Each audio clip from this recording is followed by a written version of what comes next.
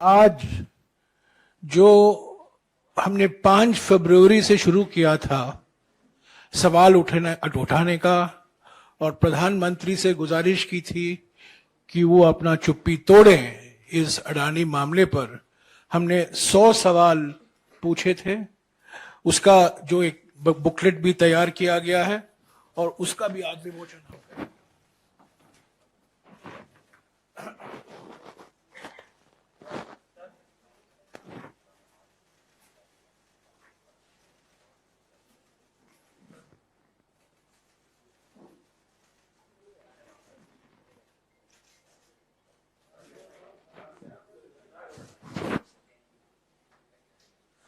तो ये सवाल, इसके बारे में अभी अमिताभ आपको विस्तार में जानकारी देंगे, और उसके पहले मैं कुछ कहना चाहता हूं।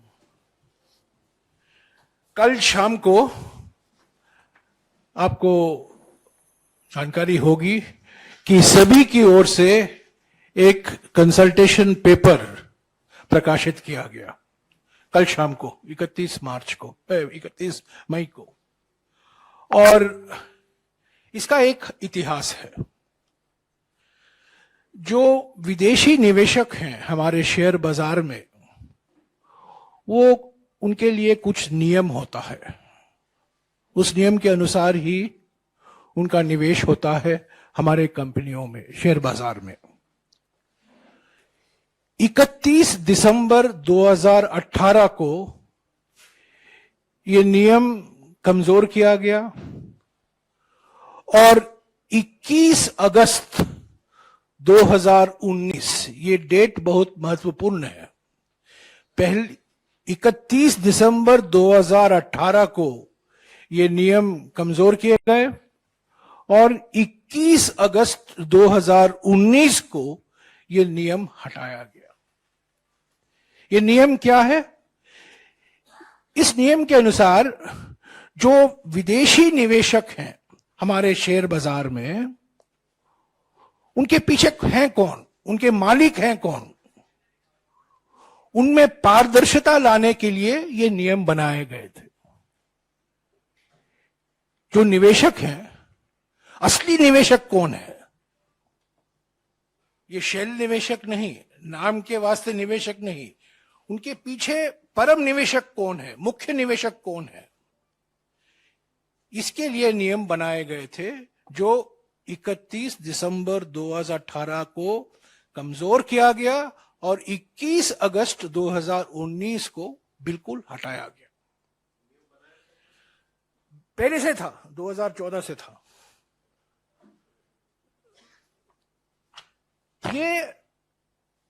इसका नतीजा ये हुआ, शेल कंपनियां बनी, शेयर बाजार में विदेशी निवेशक आए, पर इनके पीछे है कौन? इनका पता है क्या? कौन है ये फॉरेन पोर्टफोलियो इन्वेस्टर? उसकी पूरी जानकारी हासिल नहीं हो पाई और इसका एक नतीजा ये हुआ कि इस अडानी मामले में, जो अभी आपको अमिताभ बताएंगे, इस शेल कंपनियों में 20,000 करोड़ रुपया कहां से आया, किसका है, इसकी जानकारी अभी तक किसी को हासिल नहीं हो पाई। सेबी ने कल शाम को ये कंसल्टेशन पेपर क्यों निकाला? ये कंसल्टेशन पेपर क्या कहता है कि जो पहले नियम थे उसको हम फिर से वापस लाएंगे। जो 2018 में जो हमने किया था वो गलत था, 2019 में जो हमने किया था वो गलत था। इसका एक संदर्भ है, पृष्ठभूमि है। सुप्रीम कोर्ट की एक्सपर्ट कमेटी ने अपनी रिपोर्ट में, जो अडानी मामले में गठन किया गया था, आपको याद होगा, उनका एक महत्वपूर्ण सिफारिश यह था कि ये नियम के हटाने से बहुत नुकसान पहुंचा है। हमारे शेयर बाजार में जो विदेशी निवेशक हैं, उनको हम सही ढंग से पहचान नहीं पाते हैं। उनके मालिक कौन है, उसकी जानकारी हमें मिलती नहीं है, और उन्होंने सेबी को विनम्र शब्द में दोषी ठहराया। और उसका ये नतीजा निकला है कि सेबी अभी शीर्षासन, आजकल योगा का जमाना है, तो सेबी में शीर्षासन किया है और ये कंसल्टेशन पेपर निकाला है। और इसका मकसद है कि शेयर बाजार में जो भाग लेते हैं उनसे फीडबैक लें कि क्या हम पुराने नियम वापस ला सकते हैं कि नहीं। तो मैं समझता हूं जो 100 सवाल कांग्रेस पार्टी ने पूछा, जो सवाल राहुल गांधी जी ने लोकसभा में पूछा, और जो सिफारिशें सुप्रीम कोर्ट की कमेटी ने की, उसका असर कल हम शाम को देखने को मिला। अभी 14 अगस्त तक सेबी को समय दिया गया है अपनी रिपोर्ट पेश करने के लिए। उसके बाद क्या होगा हमें पता नहीं है, पर यह शुरुआत है पारदर्शिता की ओर में। जो पारदर्शिता 2018 और 2019 में खत्म किया गया था, कुछ चुने हुए पूंजीपतियों के फायदे के लिए, वो अभी हमारे हम अडानी के हैं कौन श्रृंखला के कारण, सुप्रीम कोर्ट की विशेषज्ञों की समिति के कारण अभी सेबी ने अपना रवैया बदला है और अभी उन्होंने संकेत दिया है कि ये नियम फिर से हम बदल सकते हैं। पर सवाल ये है कि क्या ये नियम भविष्य से लागू होगा कि ये नियम पिछले 4-5 साल में जो पूंजी निवेश आया है हमारे शेयर बाजारों पे, उस पर भी लागू होगा कि नहीं, उस पर बहुत बड़ा सवाल है। असली सवाल जो है 20,000 करोड़ रुपया जो शेल कंपनियों में निवेश किया गया है, उसके मालिक है कौन। तो साथियों, ये जो बुकलेट है अंग्रेजी में है, हिंदी में है और अन्य भाषा में भी है। ये 100 सवाल जो हमने 3 महीने में पूछे थे, इसका एक ही मकसद था कि सुप्रीम कोर्ट कमेटी सीमित तरीके से जांच कर पाएगी। मोडानी घोटाले के बारे में अगर आपको सच्चाई जाननी है तो सिर्फ जेपीसी के रास्ते से ही आपको पूरी सच्चाई बाहर निकलेगी। इसीलिए हमने पार्लियामेंट के अंदर, पार्लियामेंट के बाहर जेपीसी की मांग की, और जब मॉनसून सत्र आएगा, हम नए पार्लियामेंट बिल्डिंग में बैठेंगे, तब भी पहली मांग जेपीसी की ही होगी। ये मांग से हम पीछे हटेंगे नहीं। सभी विपक्ष पार्टियां एक हैं, एकजुट होकर इस मोडानी मामले में जेपीसी का गठन, इस पर हम दबाव सरकार पर बरकरार रखेंगे।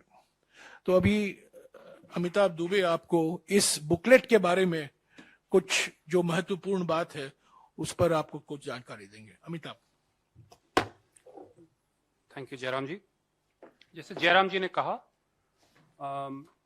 5 फरवरी से हमने प्रधानमंत्री नरेंद्र मोदी जी से 100 सवाल पूछे थे इस श्रृंखला में।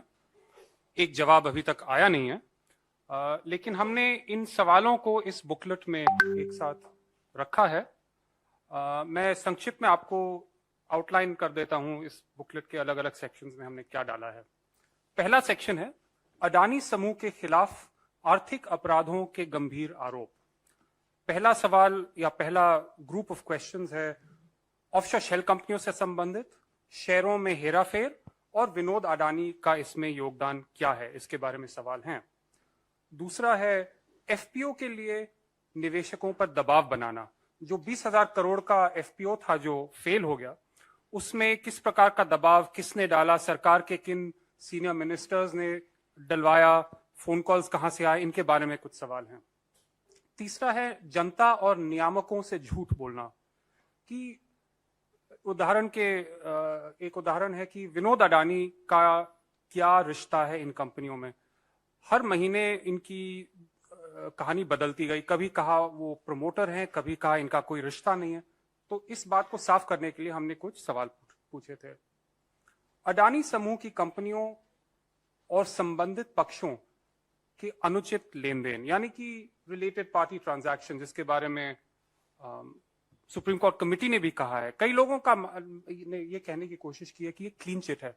पहली बात है कि ये रिपोर्ट अडानी के बारे में कुछ कहती नहीं है, वो क्लीन चिट का सवाल उठता ही नहीं। अगर किसी का क्लीन चिट है तो सेबी के बारे में क्लीन चिट दिया गया है। और जैसे कि जयराम जी ने बताया, अजीब सा क्लीन चिट है कि क्लीन चिट दिया जाता है कि there has been no regulatory failure, और 2 हफ्ते बाद सेबी का एक पेपर आता है कि हम नियमों को कैसे स्ट्रेंथन कर सकते हैं। तो इसके बारे में भी कई सवाल हैं। और इस सेक्शन का 5वां है विदेशी नागरिकों के साथ संबंध। चैंगचुंग लिंग के बारे में हमने बात की है। चीनी नागरिक जो इन बिजनेसेस में मिले जुले हैं, जिनके खिलाफ चार्जशीट्स लगाए गए हैं पहले अगुस्ता वेस्टलैंड केस में, और भी अलग आरोप हैं, इनके बारे में सवाल है। दूसरा सेक्शन है मोदी सरकार द्वारा राष्ट्रीय संपत्ति का हस्तांतरण। एयरपोर्ट्स के बारे में तो हम सब जानते हैं कैसे मोनोपोली बनवाई गई इनकी। पोर्ट्स में भी इनकी मोनोपोली लगातार बढ़ती जा रही है। 30% पोर्ट बिजनेस देश का इनके हाथ में है, 40% इनका डिक्लेयर्ड गोल है। कृषि काले कानून, किस प्रकार काले कानून के माध्यम से इन्हें कृषि उद्योग, कृषि से संबंधित जो व्यापार है उनको सौंपने की कोशिश की थी।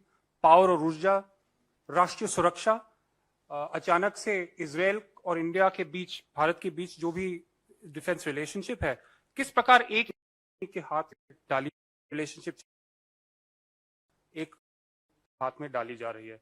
और शहरी विकास, अर्बन डेवलपमेंट के काफी कॉन्ट्रैक्ट्स हैं। तीसरा सेक्शन है मोदी सरकार द्वारा विदेश नीति का दुरुपयोग। बांग्लादेश, इजराइल के बारे में तो मैं बता चुका आपको। रूस, इटली, श्रीलंका। बांग्लादेश में जो पावर गोड्डा, झारखंड गोड्डा में एक पावर स्टेशन है, जिसके बारे में अनेक आरोप लगाए गए हैं। एक मुख्य आरोप यह है कि जो परमिशंस दी गई हैं, जो नियम बदले गए इस पावर प्लांट से संबंधित, उससे झारखंड की आवाम को 7,400 करोड़ का घाटा हुआ है। उनकी पावर की कीमत 7,400 रुपए बढ़ी है। तो इसके बारे में भी अनेक सवाल हैं। श्रीलंका में आपको पता ही, विंड फार्म में और जो पावर प्लांट है वो प्रोजेक्ट है। विदेश मंत्री हैं श्रीलंका मोदी, को ये बात कह चुके थे।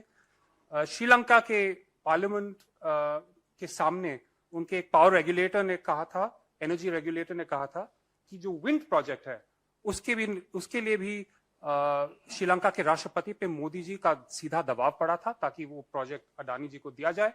ये भी उन्होंने ऑन द रिकॉर्ड कहा था और फिर वापस ले लिया था दबाव पे आके। तो इनके बारे में भी सवाल हैं। फिर एक सेक्शन है नियामकों और एजेंसियों को मोदी सरकार द्वारा चुप करवाया जाना। आप सबको पता है कि ईडी और सीबीआई और अनेक एजेंसियां जो हैं, जांच एजेंसियां हैं इंडिया की, कितनी एक्टिव रहती हैं जब विपक्ष का सवाल होता है, जब विपक्ष के नेताओं पे जांच होती है। एक आंकड़ा आप सबने देखा होगा कि यूपीए के शासनकाल में लगभग 40, 50, 55% केसेस विपक्ष के खिलाफ होते थे, ईडी के और सीबीआई के, और मोदी जी के शासनकाल में 95% विपक्ष के खिलाफ है। तो ये बायस साफ दिखाई दे रहा है। और ये एजेंसियां जो है अडानी महाघोटाले में क्यों सोई पड़ी हैं, ये सवाल हमने उठाया है। आखिर में आते हैं भारत के लोगों का नुकसान। एलआईसी और एसबीआई का पैसा इन कंपनियों में कैसे डलवाया गया, लोन के द्वारा, इन्वेस्टमेंट के द्वारा, इसके जिम्मेदार कौन है? पब्लिक सेक्टर बैंक्स का भी इसमें योगदान है। खुदरा निवेशक, उनको नुकसान कैसे पहुंचाया गया है, और जनरली नागरिकों, भारत के नागरिकों को कैसे नुकसान पहुंचा है। तो ये हमारे 4-5 सेक्शंस हैं जिसके द्वारा हम न सिर्फ अडानी जी बट प्रधानमंत्री नरेंद्र मोदी से सीधा सवाल कर रहे हैं कि आपका इसमें क्या योगदान है, आपने इनको ऐसे इनेबल क्यों किया है। तो ये हमारा ओवरऑल ब्रोशर है और अभी तक जवाब नहीं मिले हैं किसी के, और हमारा मानना है कि जवाब मिलने भी नहीं वाले। इसलिए इसका एक ही उपाय है कि जॉइंट पार्लियामेंट्री कमेटी का गठन हो, जिसके माध्यम से हम न सिर्फ वो विषय जो एक्सपर्ट कमेटी जो जिनका लिमिटेड रीमिट था, लेकिन विस्तार से इसकी जांच हो पाए। Thank you. साथियों, जैसा कि मैंने कहा, इमारत नहीं हो सकती है पर मुद्दे पुराने हैं। इमारत नहीं है पर मांगे पुराने हैं। जेपीसी की मांग हमारी रहेगी। सभी विपक्ष पार्टियों की ओर से मॉनसून सत्र में भी यही सवाल उठाया जाएगा और हम उम्मीद करते हैं कि 14 अगस्त तक जो सेबी की ओर से सुप्रीम कोर्ट को उनको रिपोर्ट पेश करना है, उसके बाद भी कुछ कई सवाल उठेंगे। तो ये मामला अभी चलता रहेगा पर इमारतें बदलते रहेंगी।